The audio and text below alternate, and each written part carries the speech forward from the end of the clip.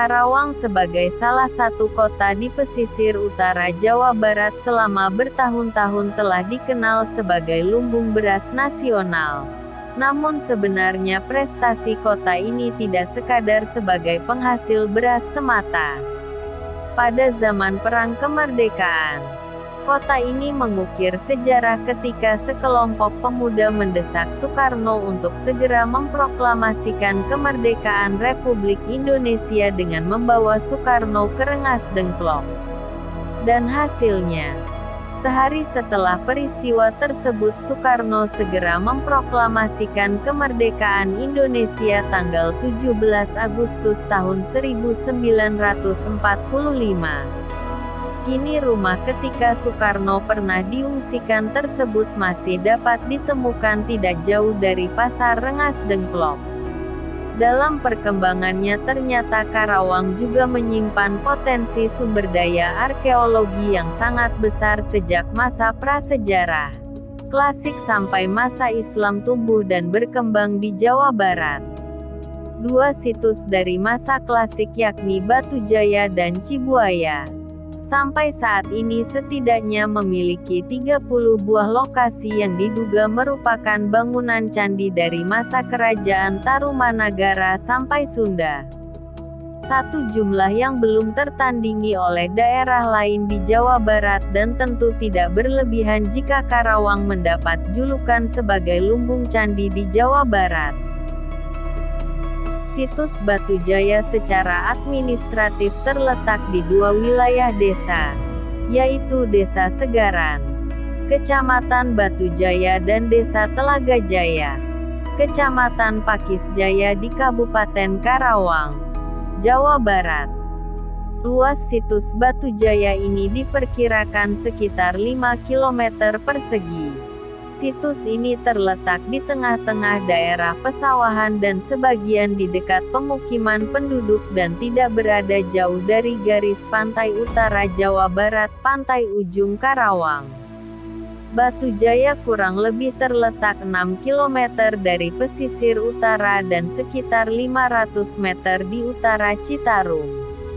Keberadaan sungai ini memiliki pengaruh yang sangat besar terhadap keadaan situs sekarang karena tanah di daerah ini tidak pernah kering sepanjang tahun, baik pada musim kemarau ataupun pada musim hujan.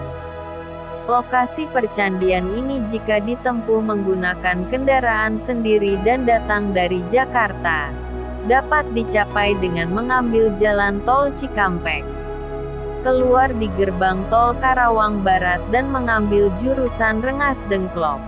Selanjutnya mengambil jalan ke arah Batu Jaya di suatu persimpangan.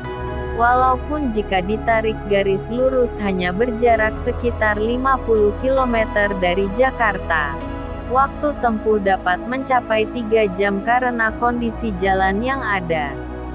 Candi Jiwa yang dikenal sebagai Unur Jiwa terletak di tengah areal persawahan berupa gundukan tanah yang berbentuk oval setinggi 4 meter dari permukaan tanah.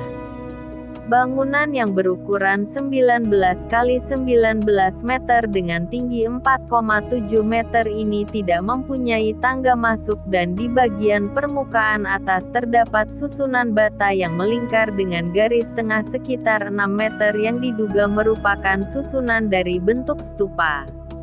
Nama Candi Jiwa diberikan penduduk karena setiap kali mereka menambatkan kambing gembalaannya di atas reruntuhan candi tersebut, ternak tersebut mati.